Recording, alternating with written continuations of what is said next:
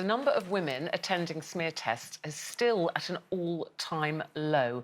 But it looks like there could finally be an answer, a simple urine test or swab that women would be able to do in the privacy of their own home. And it's hoped this home testing kit will be available in 3 to 5 years. The thing I found shocking about this, as I always do, and we've talked about it on this show before, is the amount of women who aren't going to their smear test. So it's a 21-year low. 7 out of 10 women who are invited for their smear test aren't turning up, Colleen. Why are they not going? I mean, this is a test that could save your life. Well, I think for some of them, especially the young ones, it's the thoughts of it and it's the embarrassment of getting your bits out, let's be honest. Because I know, you know, with Kira's age, like Kira, I can take Kira to the doctor with anything, you know, if it's to do with her skin or you know, her arms or her legs or whatever. But if there's anything wrong down there, she's like, oh, well, you'll have to look at it. I'm not going. And I think some of it is embarrassment. So I think that home test, when it eventually does come out, will be brilliant. I also think we need to stop saying that it hurts or it's painful, because I'm the biggest coward on the planet. Hard to believe, I know. But I really am when it comes to going to the doctor and that. And I can honestly say the one thing that's never, ever bothered me is the smear test, ever. It's so quick and so painless. So it's never... I mean, it's never... But the embarrassment has. And even in one of the headlines today, it was called the dreaded smear test. So even descriptions like that, if you're young and you haven't been for a smear test, people say, oh, the dreaded smear test. You think, oh, what's going to happen? What's going to happen? Well, that is irresponsible journalism, isn't it? Because I just don't think it's any more painful than a million other things that you do in your life. And as someone who started having that test every single year from, you know... I think my early 40s was the first time that maybe in my late 30s, and I can honestly say you've just got to schedule it into your diary and think, you know, why would you turn your back on a free test that could save your life? Well, there are 850 deaths from cervical cancer, Brenda, every year.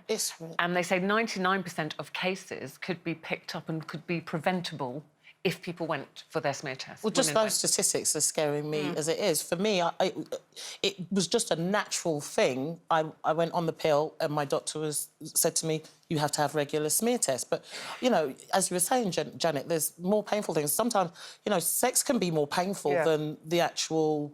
the examination itself. And what I used to do, because I was a bit nervous of having it, my doctor would say to me to have a painkiller. So I'd have a little painkiller half an hour before I went in, and then I'd be totally relaxed. So I think it's very important for us to talk to our daughters. So how do we get, particularly the younger women, I mean, that you're called, you're invited for screening age 29 to 49 every 3 years. Yes. So how do we get young women who are watching, and some older women, it's not just young women who aren't talking at the school. I looked up the latest things, I think it was 29. I think it's feeling embarrassed. I think it's 25.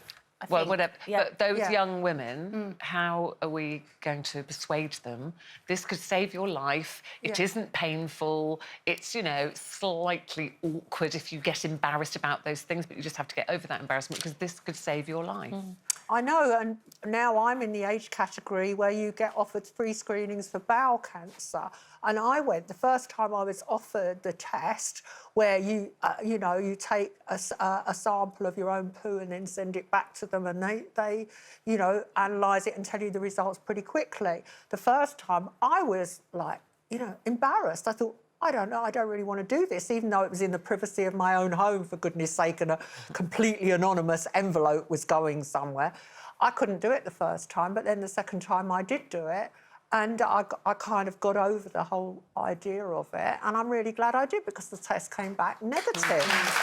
And, you know, we are offering free tests to, you know, the NHS, which everybody keeps saying they want to save, they love the NHS, let's save our NHS.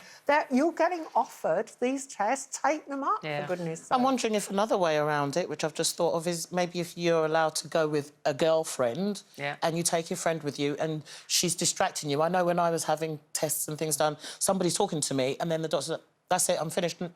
Oh, right, because your mind's distracted, I'm sure if you asked that, they wouldn't have a problem. You can maybe take, if you're going with your daughter, I'm sure they wouldn't have a problem with that. It's just they want you to to turn up. Yeah. Well, can I point out that the very age group that this is aimed at are the young women who are having their lips injected, Exactly. which must be an incredibly painful experience to get that big blobby trout look that they really love. And I'm sorry, if you couldn't put up with that. It's a lot less painful. And it's also, earlier this year, we launched our Face Your Smear campaign, encouraging women to not put off attending their smear tests. If you haven't already done so, please go to our website and pledge to face your smear. And when we did this last time, and we talked about it on the show, we all talked about our experiences. Yeah. So many women got in touch with us and said, right, I've been putting it off, but I've gone on now, I've pledged to take my smear. So we hope there are many more of you who will do that today, because it really is intense.